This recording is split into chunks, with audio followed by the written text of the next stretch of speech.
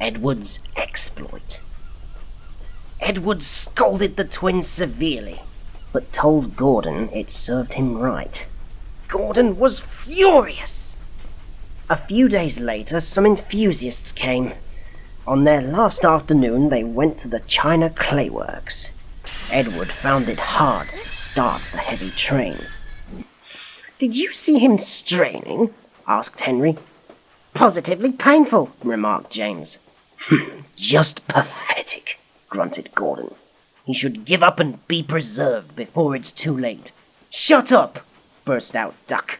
"You're all jealous. Edward's better than any of you." "You're right, Duck," said Boko. "Edward's old, but he'll surprise us all." Bill and Ben were delighted with their visitors. They loved being photographed and took the party to the workings in a brake van special. On the way home, however, the weather changed. Wind and rain buffeted Edward. His sanding gear failed, his wheels slipped, and his fireman rode in front, dropping sand on the rails by hand. "Come on, come on, come on!" panted Edward breathlessly. "This is dreadful." But there was worse to come. Before his driver could check them, his wheels slipped fiercely again and again. With a shrieking crack, something broke and battered his frame and splashed us up and out of shape. The passengers gathered round while the crew inspected the damage. Repairs took some time. "One of your crankpins broke, Edward," said his driver at last. "We've taken your side rods off. Now you're a single, like an old-fashioned engine. Can you get these people home?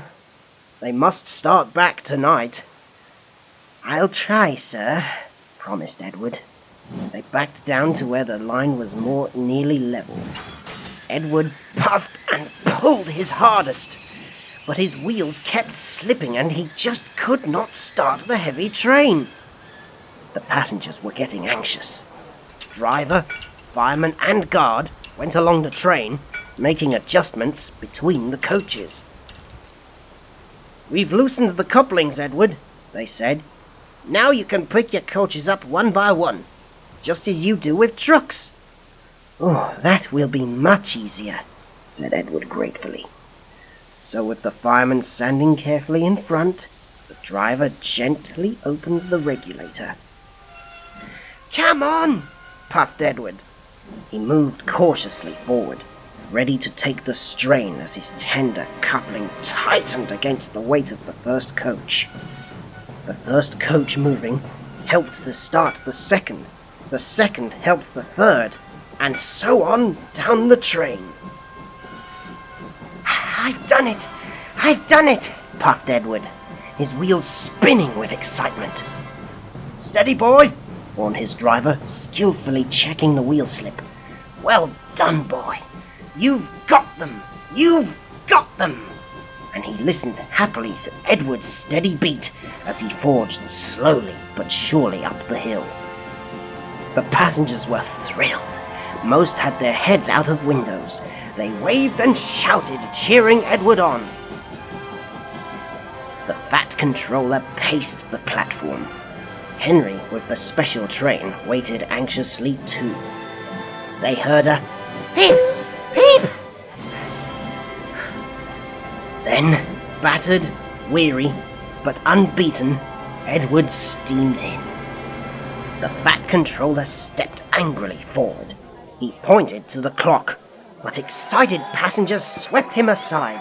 They cheered Edward, his driver and fireman to the echo before rushing off to get in Henry's train. Henry steamed away to another storm of cheers, but not before everyone knew Edward's story.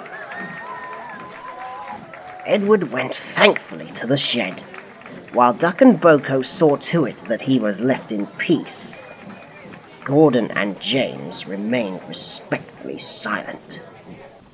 The Fat Controller asked Boko to look after Edward's line while he was being mended. Boko was pleased. He worked well, and now they run it together. Bill and Ben still tease him, but Boko doesn't mind. He lives at Edwards Station, but he's welcome anywhere, for he is now one of the family. Donald and Douglas were the last to accept him, but he often helps with their goods trains, and the other day they were heard to remark, "For a diesel, yon Boco's nae sic a bad sort of engine." That, from the Caledonian twins, is high praise indeed.